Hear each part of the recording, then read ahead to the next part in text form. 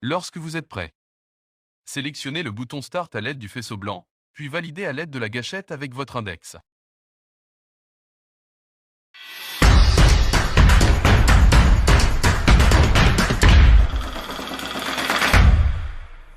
Bonjour, LearnMeUp vous souhaite la bienvenue. Dans cette expérience, nous vous proposons de mesurer la surchauffe. Validez sur la tablette située sur votre avant-bras droit lorsque vous êtes prêt à commencer. Avant d'effectuer les mesures, pouvez-vous indiquer à quoi correspond la surchauffe? Mauvaise réponse. Veuillez essayer à nouveau.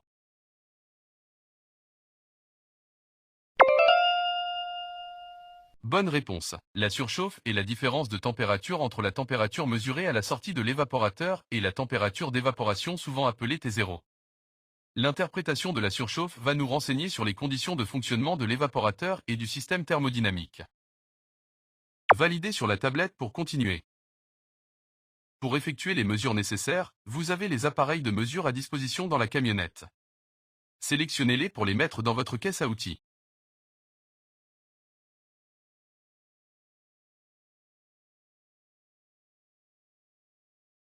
Vous avez raison, vous allez avoir besoin des manomètres frigo pour calculer la surchauffe. Cet appareil n'est pas nécessaire pour effectuer le calcul de la surchauffe. Vous avez raison, vous allez avoir besoin du thermomètre pour calculer la surchauffe. Nous vous proposons de commencer par la mesure de la température d'évaporation, aussi appelée T0. Où peut-on lire la température d'évaporation?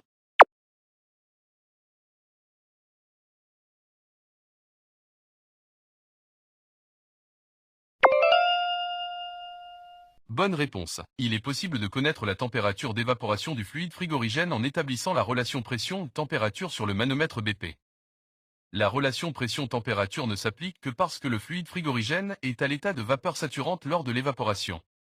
C'est-à-dire que le fluide frigorigène est sous forme de mélange liquide-vapeur. Validez sur la tablette pour continuer. Vous pouvez maintenant ouvrir le groupe extérieur et installer le manomètre BP. Cette expérience ne tient pas compte de la procédure de mise au vide des flexibles.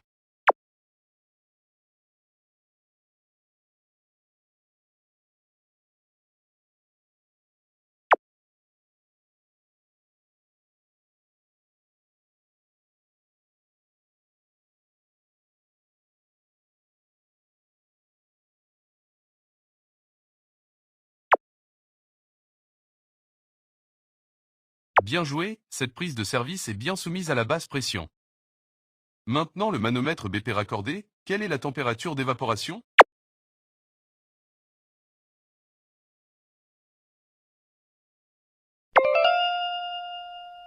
Bonne réponse. Dans notre cas, la température d'évaporation est de moins 10 degrés Celsius. Pour calculer la surchauffe, il nous reste à mesurer la température en sortie d'évaporateur. À vous de jouer.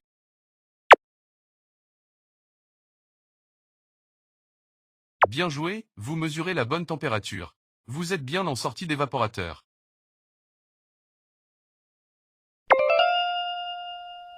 Bonne réponse. Dans notre cas, la température mesurée en sortie d'évaporateur est de moins 4 degrés Celsius. Connaissant la température d'évaporation et la température en sortie d'évaporateur,